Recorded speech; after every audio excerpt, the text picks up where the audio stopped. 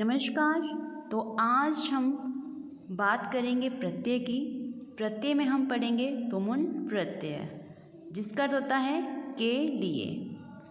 तो आपसे निवेदन है कि यदि आपने सब्सक्राइब नहीं किया है तो सबसे पहले आपने सब्सक्राइब करना है, क्योंकि भविष्य में यदि मैं कोई भी वीडियो डालती हूँ तो आपको उसकी नोटिफिकेशन आएगी। तो आज हम पढ़ेंगे तुमुन प्रत्यय।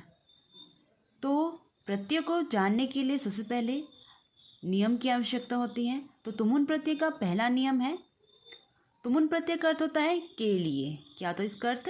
के लिए। देखो तुमुन प्रत्यय में जो उन है, तुमुन में उन है लास्ट में, देखो तुमुन उन का लोप हो जाता है और शेष रहता है तुम।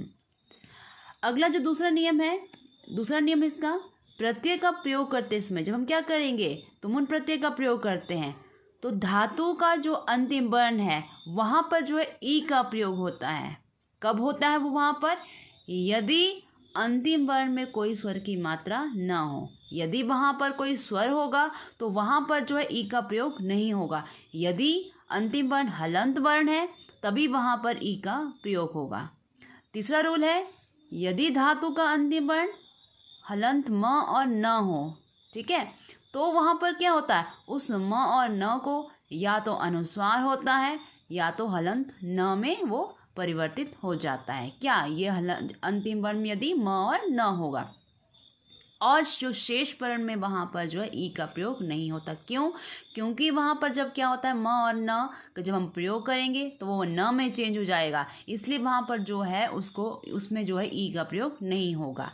ठीक है। फिर चौथा रूल है इसका, यदि धातु का अंतिम वर्ण म या न, ठीक है, अंतिम वर्ण में क्या है, म और न है, उसी का क्या होगा, यदि समान वर्ग का वर्ण हो तो म और न का लोप नहीं होता है, ना ही उसको न होगा वहाँ पर। ठीक है, उसमें क्या होता है, उस म और न में जो है तो धातु प्रत्यय का उपयोग करते समय उसमें ई का प्रयोग होता है। ठीक है।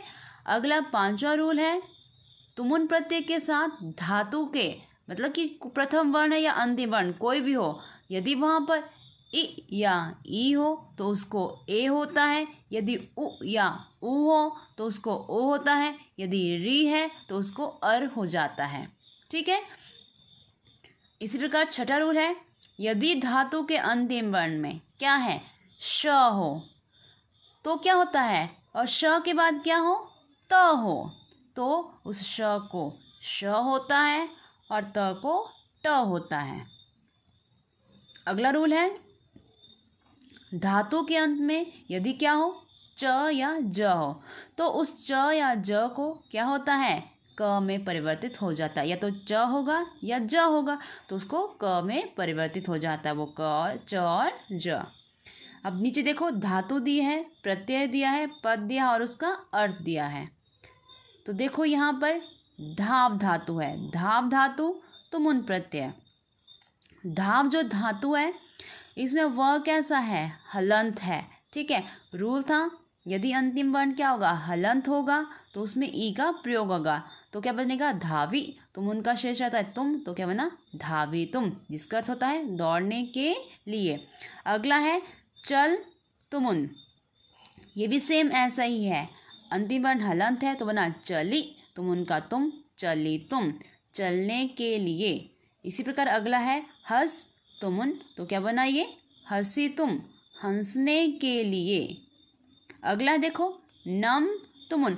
अब देखो नम में आपने ध्यान देना है, यहाँ पर नम का म अंतिम वर्ण क्या है, यहाँ पर म है, लेकिन न जो समान वर्ण का नहीं है, समान वर्ग का नहीं है ये, इसलिए इस म को क्या हो जाएगा, हलंत न, आधा न हो जाएगा।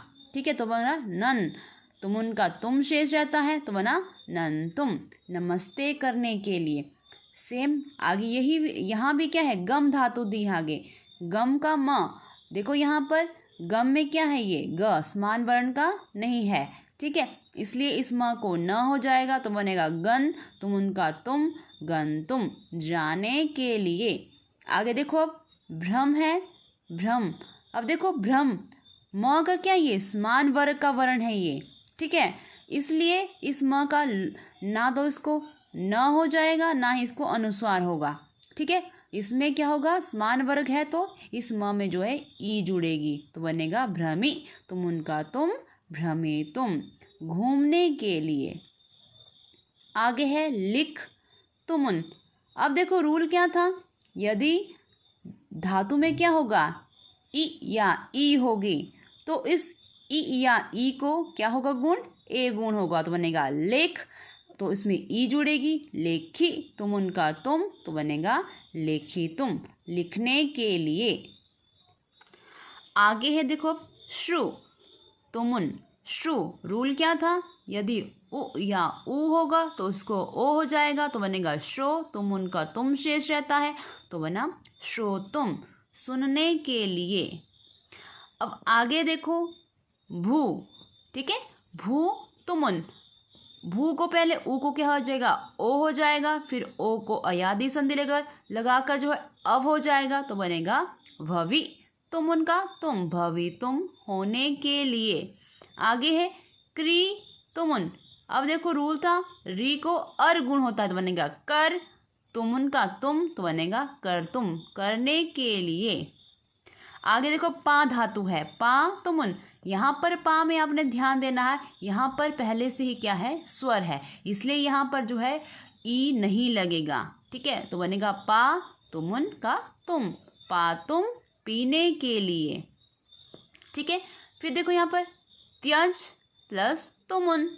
त्यज, त्यज का यहाँ पर क्या है, अंत में क्या है, ज है, ठीक है। ज है तो रूल क्या था, यदि अंतिम वर्ण क्या होगा, ज होगा तो उसको क्या हो जाएगा, क हो जाएगा। तो क्या बना, त्यक। तुमुन का तुम, त्यक तुम, छोड़ने के लिए। फिर देखो यहाँ पर पच है, अब पच तुमुन, ठीक है। पच का च हलंत है, रूल था अगर च होगा तो उसको भी क्या हो जाएगा, क हो जाएगा तो बनेगा पक। तुमुन का तुम, पक तुम, पकाने के लिए। अब देखो अंतिम है यहाँ पर दृश धातु है, दृश तुमुन। रूल क्या था, यदि धातु में क्या हो, श के बाद त हो, तुमुन का त है यहाँ पर तो उस श को श हो जाता है और त को ट हो जाता, तो बना द्रष्टुम, देखने के लिए, ठीक है। तो ये था आपका तुमुन प्रत्यय। तो इसके बाद जो प्रत्यय होगा वो हम जो है अगली वीडियो में पढ़ेंगे। यदि आपको मेरी ये वीडियो पसंद आए तो please like, share and subscribe करना ना भूलें।